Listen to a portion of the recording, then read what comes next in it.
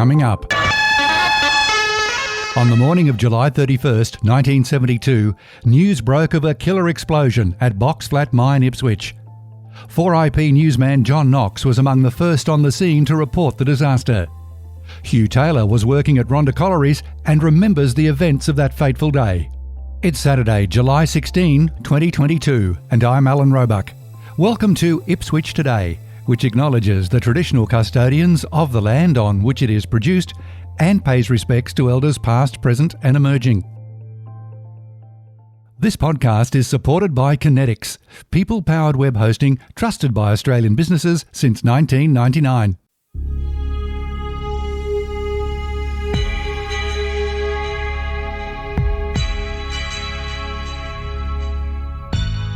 On the 31st of July 1972 at 2:47am, 17 miners were killed in an explosion at the Boxflat coal mine at Swanbank. Another man lost his life 14 months after the incident as a result of injuries sustained. It remains the worst mining disaster in Ipswich's history and one of the greatest losses of life in Queensland's mining history. The memory of Boxflat is still vivid for the families of those that never came home from work that winter's day in 1972.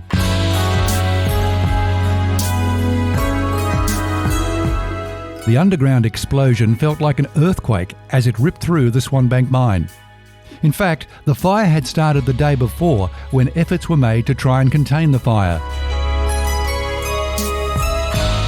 Several attempts to starve the fire of oxygen by sealing off parts of the mine failed.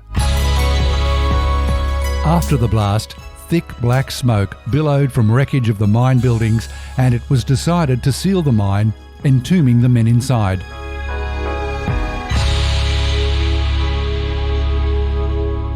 Newsman John Knox was living in North Ipswich at the time and up early getting ready for another morning presenting news on radio station 4IP. John Knox, can you take us back to that fateful morning?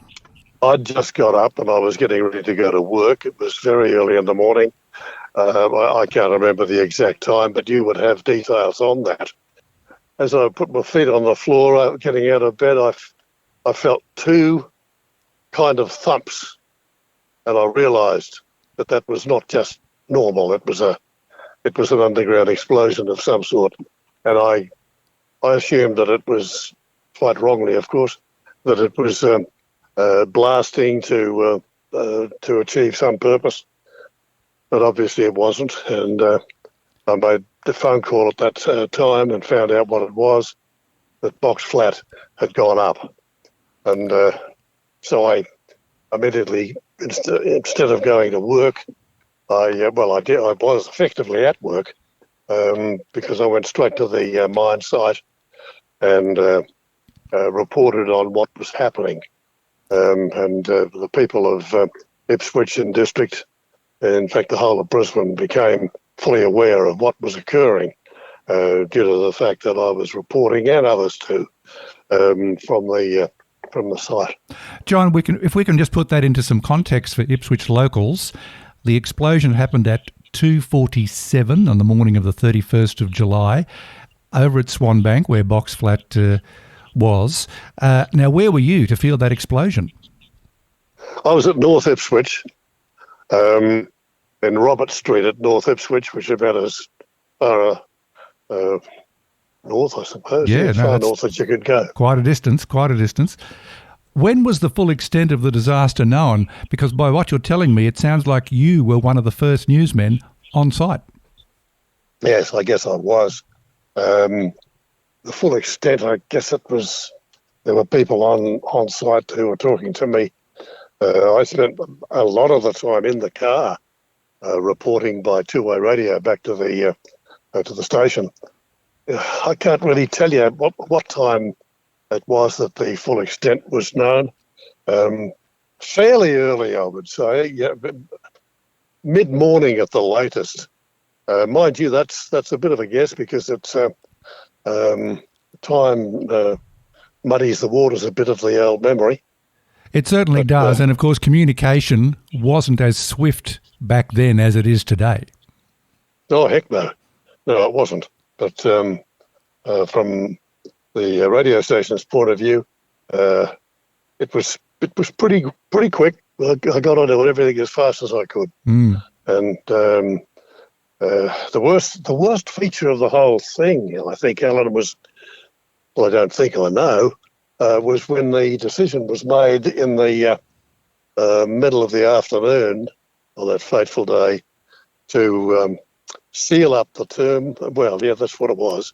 Seal up the underground tunnel, because it had been decided that there was no possibility that anybody who was involved in that explosion would be alive. I guess you could probably liken it to being inside the chamber of a big gun that has gone off. And if you can sort of imagine that, there's no way in the world you could survive being inside the chamber of a big gun when the explosion went off to launch a projectile. John, the fire started the day before. Can you remember if there was any news about the fire the day before? No, I don't remember a thing about that. And I was certainly involved in the news in those days as well. Looking through the report from the day, that fire was very, very small, in fact. It was only a few feet by a few feet, as the inquiry reported. And then things just escalated overnight, as we now know. Shock and grief would have gripped the whole city, because we didn't have the population that we have today. So somebody knew someone who knew someone. That's how I imagine it would be. What was your personal experience? Well, I didn't know anybody personally who was in it. I used to have a drink after work at the RSL Club, the old RSL Club venue in Nicholas Street, I think it was. And nearly everybody there knew somebody, probably quite closely. And I got to talking to them, and I could feel their anger, I guess, and their grief, and they're upset that this thing had happened. Sure, well, mining accidents happen all the time, and they never should, of course, but they do, and individuals lose their lives.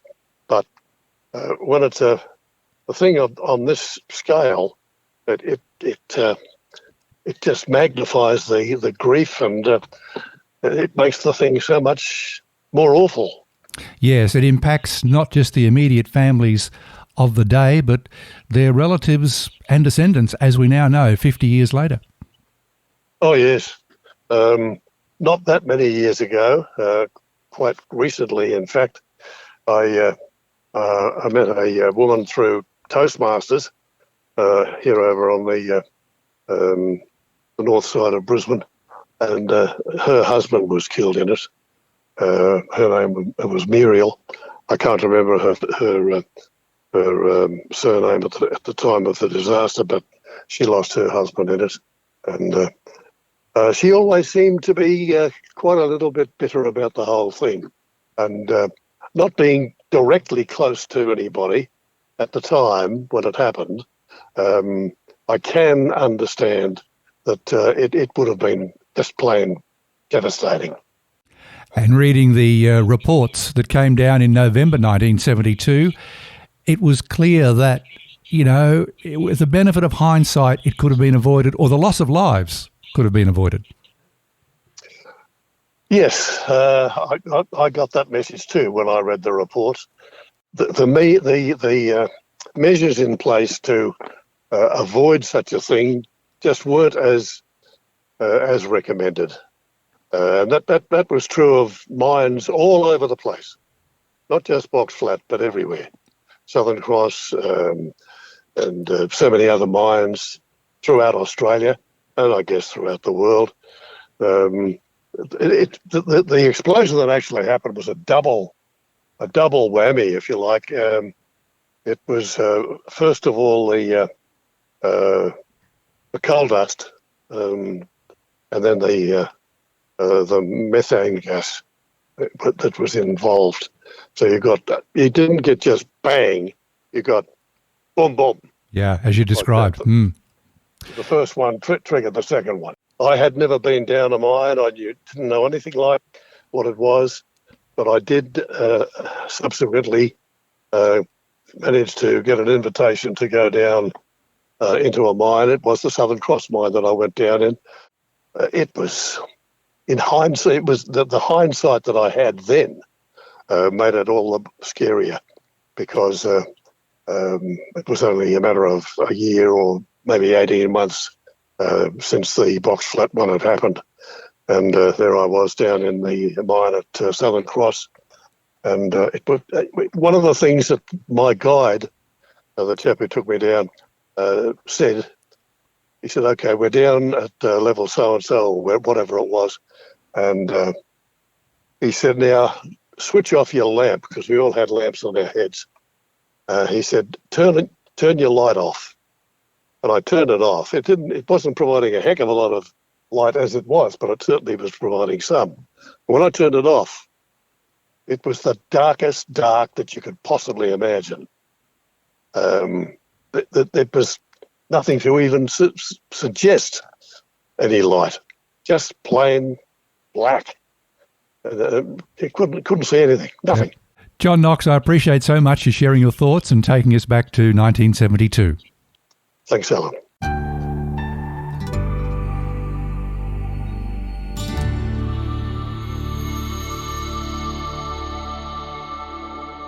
Another witness that day was Hugh Taylor. He was working at Rhondda Collieries and is currently president of the Ipswich Historical Society. I caught up with Hugh at a recent meeting of the Retired Miners Association. Hugh Taylor, thanks for talking with Ipswich today. Thanks you, Alan. Thanks for having me. Now, you were in Ipswich at the time of the explosion in 1972, not working at Box Flat. What are your memories of that day? I was working at Rhondda Collieries as a cadet or as a mine surveyor, and I remember that morning being woken up from my living at home with Mum and Dad at Hill Street in North Ipswich, and wondered what the hell was that. From my bedroom window I could actually see the chimney stacks of Swanbank Power Station. Looking out in the darkness, didn't really notice anything and went back to sleep. But then not till I got to work the next morning, I was listening to the radio that there'd been a problem. When I got to work, one of the board members of the company was in my office. He said, "Let's get in the car and go over." We drove over to a hilltop on the northern side of the Swanbank Lake, looked over at the mayhem and smoke and dust coming up still, and it was easily noticeable. There was nothing we could do, and went back to the mine. But certainly a very sad, sombre day. At that point of the morning, were you aware of the extent of the disaster and loss of life? No, I wasn't at that stage. It wasn't until later on that day about the extent of loss of life. And the part that started to hit home to me was when they started to mention the names. I had worked with a few of those fellows just in the 6 months beforehand. Rhondda Collieries had closed down one of our mines, the Edward S. Cornwall mine, at Christmas time. A number of those fellows got to work at Box Flat from January, and they were on the dog watch shift, which was unfortunately the shift that they were on when the blast happened. So I knew from working with about 3 or 4 of those men that got killed that night. So it was quite sad to see them killed in such a way. The inquiry that obviously followed went into some detail and statements from people who were on site. It seems as though there were several attempts to extinguish what was a very small fire to begin with.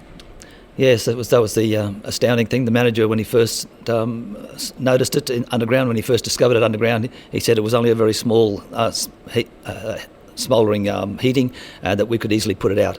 But by the time they got back to it, it had obviously grown dramatically and quickly got out of control. So further attempts to enter the mine, and that certainly didn't seem to have any effect on slowing the fire down. It just got worse as the night went on.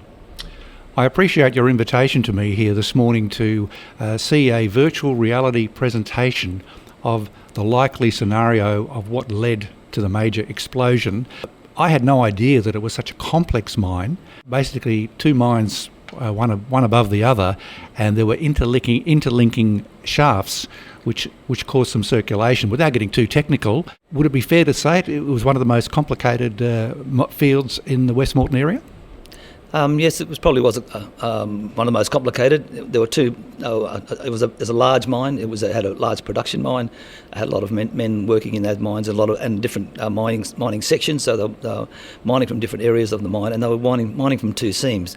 So to make connectivity easier to get from one seam to another, it was commonplace to have connecting stone drifts, if they could, between them. But obviously they are things that need to be managed and controlled fairly well as far as your ventilation of your mine goes. And they're also, apart from the steep drifts between the mines, the man and supply drift was a much flatter drift, and they also had connecting ventilation shafts, which those shafts only went between the two seams. They didn't go up to the surface. It allowed the mine to become better ventilated and better access for men and management to get from one part of the operation to another, to make sure that anything that needed to be attended to could be attended to quickly without having to go back all the way to the surface and go back down the second mine. Hugh, in the days, weeks and months after the explosion, the mood of the whole city would have been affected. Somebody would have known someone, family members, extended family. Just describe for me what the mood was like around town. The mood was very sombre and very sad, because the mining industry at that time was very very prevalent in Ipswich, and it was commonplace to think that if nearly everybody in a household, if they didn't have somebody in their household that worked in a mine, were related to somebody that worked in a mine.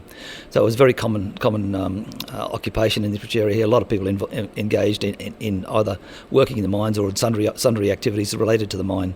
So that it affected the whole of the Ipswich community, and had far-reaching effects. And you can see by some of the photos of the streams of miners that marched at the funeral services, and the people that the Ipswich community that turned out and lined the streets, that it really affected the whole of the Ipswich community. The Coal Miners Memorial that was established in recent years on the former site of the Jim Gardner pool is a very tangible way of paying tribute to these miners. Has that done a lot to heal the wounds, you think, the emotional wounds? I think it does help to heal the wounds. Yes, it allows people to go and realise the enormity of the sacrifices that these men and boys made to our coal mining industry. And when you look at the number, that memorial only represents our coal mining industry of the Ipswich Rosewood area, and that's 186 men and boys there.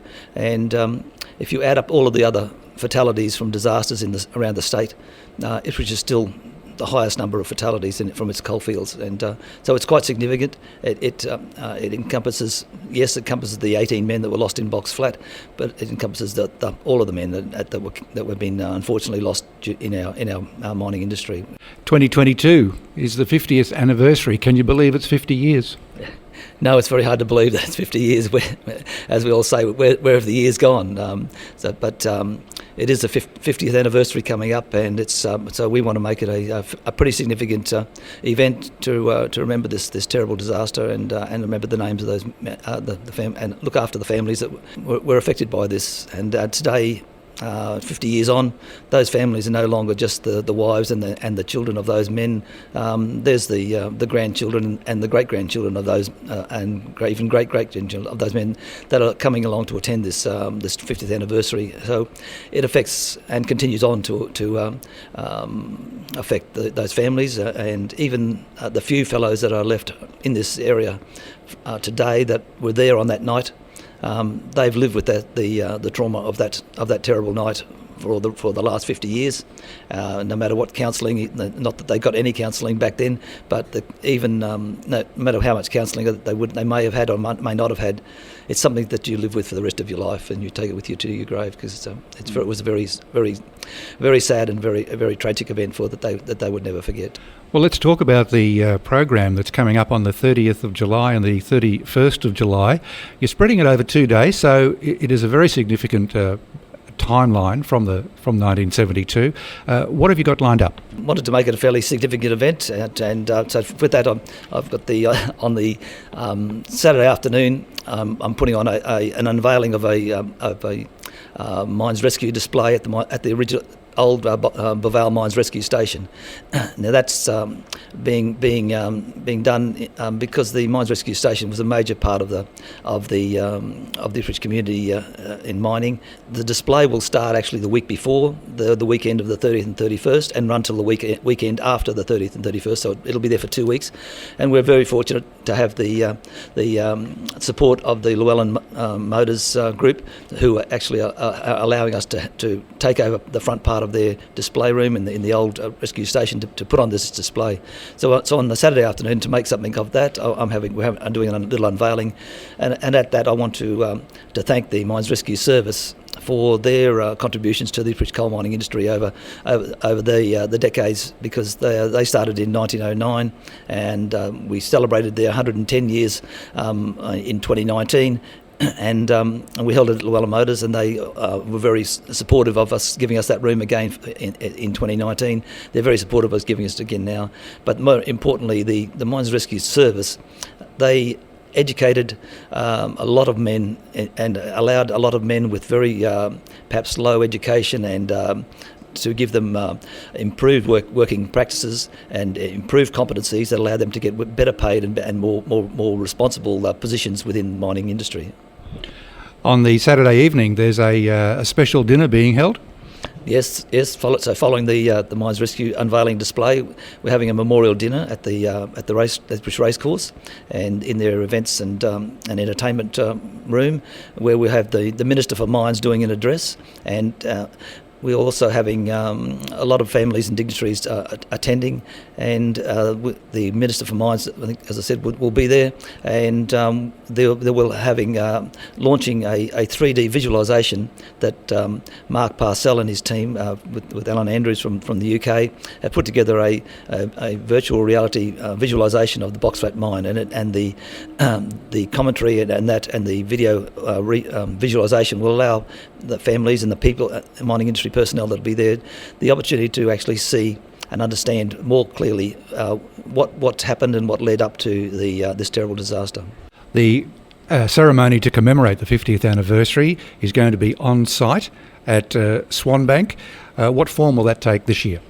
It'll take a much larger form of service. Over the past years, we've had a reasonable number of people turning up, like maybe 100 people turning up to our services on the anniversary dates. But this year, I'm expecting to be treble that or more. And so it'll be quite a large. The service will be run from 10 o'clock, and there'll be a lot of other arrangements there. So I'm expecting that not everybody will fit into the memorial circle. So I've arranged for a large marquee to be there.